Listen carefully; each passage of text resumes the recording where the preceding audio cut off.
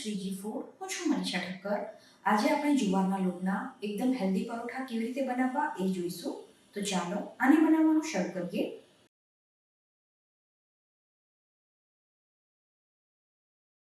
આ પરોઠા બનાવવા માટે સૌથી પહેલા જુવારના લોટને ચાળીને એક વાસણમાં લઈ લેવાનો.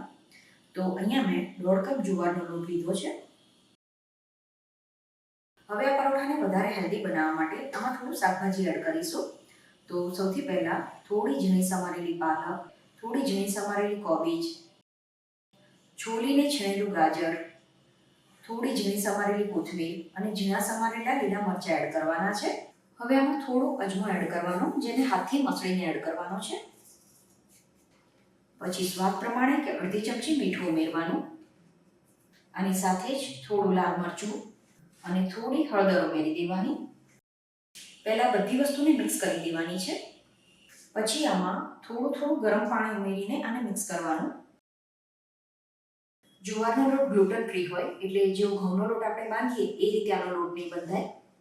આને તમે સવારના નાસ્તામાં, લંચમાં કે ડિનરમાં ગમે ત્યારે બનાવીને ખાઈ શકો છો.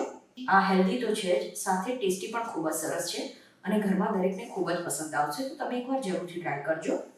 અને તમે રોજ આવી અલગ અલગ હેલ્ધી રેસીપી ટ્રાય કરવા માંગતા હોય તો ચેનલ પર મેં હેલ્ધી રેસીપીનું એક પ્લેલિસ્ટ પણ બનાવેલું છે, જેની લિંક મેં ડિસ્ક્રિપ્શન બોક્સમાં આપી છે. તો ત્યાંથી તમને બીજી અલગ અલગ હેલ્ધી રેસીપી જોવા મળી જશે.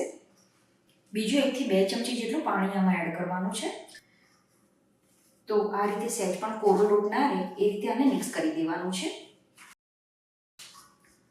તો લોટને આનાથી વધારે ઢીલો નથી કરવાનો. મેં જણાવ્યું એ પ્રમાણે આ ગ્લુટન ફ્રી હોય એટલે આ રીતે થોડો છૂટો રહેતો હોય છે. હવે લોટને ઢાંકીને 10 થી 15 મિનિટ માટે રહેવા દેવાનો છે. 10 મિનિટ પછી આમાંથી એક લોવો બનાવી દેવાનો.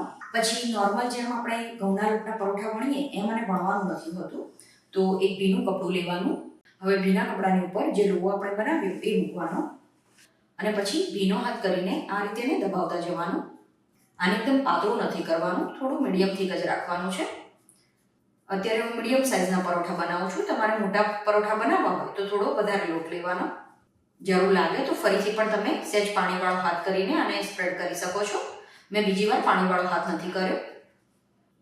તો આ રીતે આને હાથથી થેપી દેવાનું. અહીંયા મેં પરોઠાને શેકવા માટે કાસ્ટ આયરનની તવી ઉપયોગમાં લીધી છે. તમે નોર્મલ લોખંડની તવી કે પછી નોનસ્ટિકની તવી પણ લઈ શકો છો. પછી કપડા ઉપરથી આ પરોઠું આ રીતે લઈને એને તવીમાં મૂકી દેવાનું છે. અને આ એકદમ સરસ ક્રિસ્પી શેકાય એ માટે ચપ્પાથી કે નાઈફથી આ રીતે એના ઉપર નિશાન કરી દેવાના.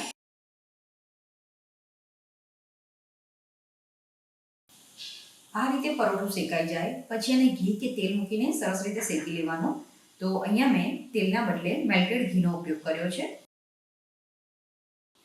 અને પરોઠાને આ રીતે ફેરવતા જઈને સરસ ગોલ્ડન બ્રાઉન કલરનું શેકવાનું છે.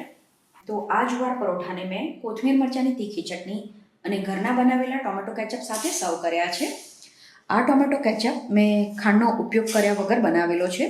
તો તમારે જો આ હેલ્ધી ટોમેટો કેચઅપની રેસીપી જોઈતી હોય તો ડિસ્ક્રિપ્શન બોક્સમાં મેં એની લિંક આપી છે.